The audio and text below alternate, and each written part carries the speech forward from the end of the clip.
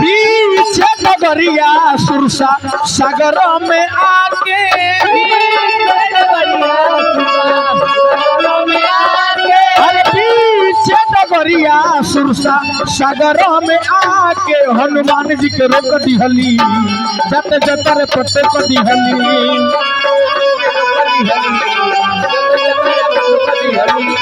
हनुमान जी के रोक दिहली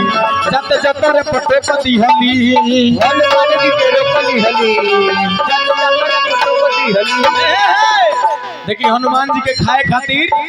अपन मुंह कैसे बढ़ावता रे तुलसी में लिखता नहीं जो जन भर के मुंह बनवली भइल पवन सुत दुगुना हो माया देखा के मुंह सोर के कइली पतिस के देखली नमूना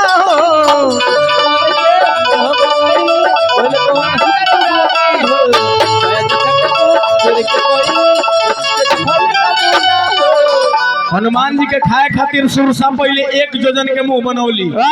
1 जोजन में 4 कोस होला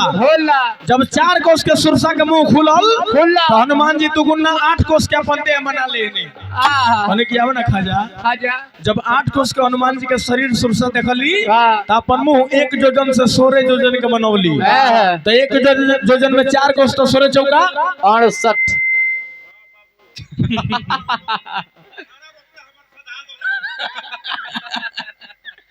सूरज चौका 68 होला रे कितना होला सूरज चौका 68 होला परसल होत रहे कितना होला रे बाबू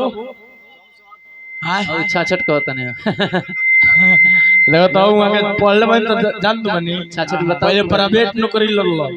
अब सरकारी हो गई वैसे 66 कहता नहीं सूरज चौका 64 कोस के सूरज चौका 64 कोस के सुरसा के जब मुंह खुलल तो हनुमान जी अपन दैया एक बेर ओकरा दुगुना 32 जोजन के हो गई तो सूरज चौका तो 64 भइल अब 32 चौका 128 सधा देलस पैसा ये तो ज्यादा हिसाब किताब में थोड़ा बढ़ाला 128 कोस के जब हनुमान जी देह बढ़ौनी तो सुरसा 100 जोजन का मुंह अपन मुंह खुलली हनुमान जी तड़ाक दे परीक्षा देनी छोट रूप बना के मुंह में समा के बहरिया के हाथ जोड़ के खड़ा हो गई नी कनी के हे माई खात समय में जौन अन मुंह से गिर जाला ओकरा के झूठा समझ के छोड़ दे ये लड़का गजनी हो गई सुरसा अपना असली रूप में आके हनुमान जी का आशीर्वाद देली कहली कि हे हनुमान जी रोज जाई लंका में विजय प्राप्त करके आए सुरसा से विजय लेके हनुमान जी आगे बढ़नी आगे जब बढ़नी तो एक गौरी राक्षसी रली के नाम रहे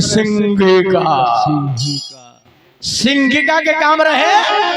आकाश में जितना चिड़ै लोग उड़ के जाए सब जन के परछाई पकड़ के खा जा हनुमान जी के परछाई पकड़ के मुंह में डाल ले हनुमान जी गद्दा से मार के मस्तक फाड़ के उड़ गई नहीं कवि के भाव लगल के गुड़ में अगर बुद्धि के सागर सिंका के कहनी कल्याण असम पहर में त्रिकुट पर्वत पर पहुंचल वीर शाम के बेरा होत रहे शाम के बेरा में हनुमान जी लंका नगर में आगिल बने और सबसे ऊंचा पर्वत पर चढ़ के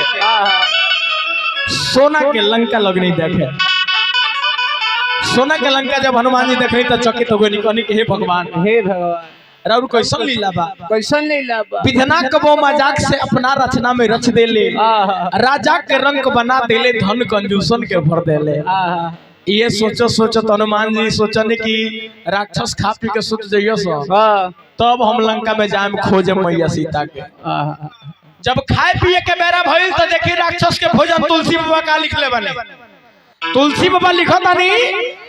कहीं महिष मानुष धेनु खर अज खल निशाचर भक्षण महिष माने भैंस होला धेनु माने गाय होला खर अज माने भेड़ बकरा होला मानुष माने इंसान होला राक्षस का कइले बड़ा सन कहीं भैंस के कहीं गाय के कहीं बकरा के कहीं भेड़ के कहीं आदमी के मार के खाता रह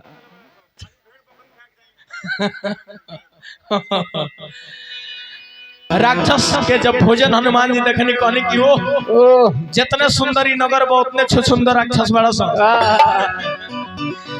मांस खा के आ मदिरा पान के नशा में जब राक्षस सुत गए सन तब हनुमान जी मशक समान रूप बना के मसक समान रूप कपिधारी लंके चले सुमिर नरहरी। बिल्ली के बराबर रूप बना के हनुमान जी लंका में समाये के चाहनी तले लंकनी देख ले कहली कि चोरा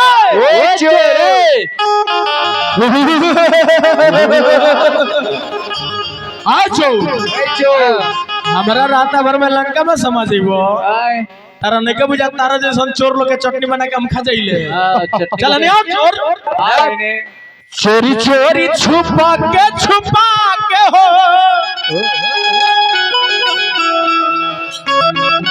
बच्चा के हमसे नजर बनरू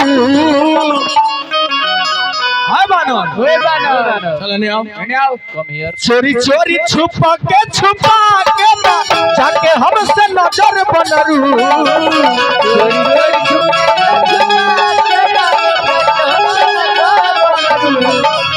चोरी चोरी छुपा के जाके हमसे नजर बनरू कहाँ जाता रे भीतर हबर समान लबर बनरू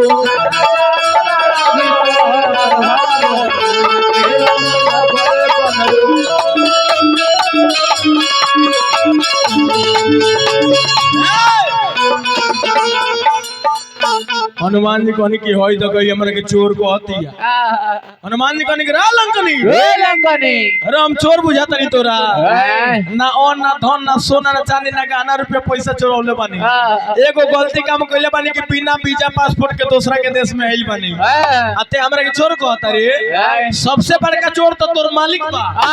तोर मालिक सबसे बड़का चोर तोर मालिक बाड़े क्या तरह जितना इनाम का पैसा मिला सब अकेले लेके बगली में धोके घर लेके चल जाले बस 1 रुपया ना दिला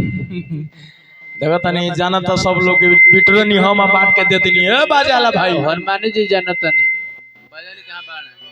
हनुमान जी कहनी के लंकनी सबसे बड़का चोर तो तोर मालिक बा लोग ओन धन सोना चांदी गहना रुपया पैसा चोरावेला लेकिन रा लंकनी तोर तो मालिक एगो नारिये के चोरा के लेके चलई जब तोर काम हमें चोर के पकड़ के खाइल त जानो हमरा लंकापति रावण भैया सीता के चोरा के लेके कहां रहले रावण के काहे ना खइले इतना बात कह के मुठका एक महाकवि हनी आ रुधिर बमन धरनी धन एक मौका में हनुमान जी लंकनी के मुंह पर खून आ गई मूर्छित अवस्था में धरती पर गिर गई जब ब्रह्मा जी के प्रदान याद पड़ल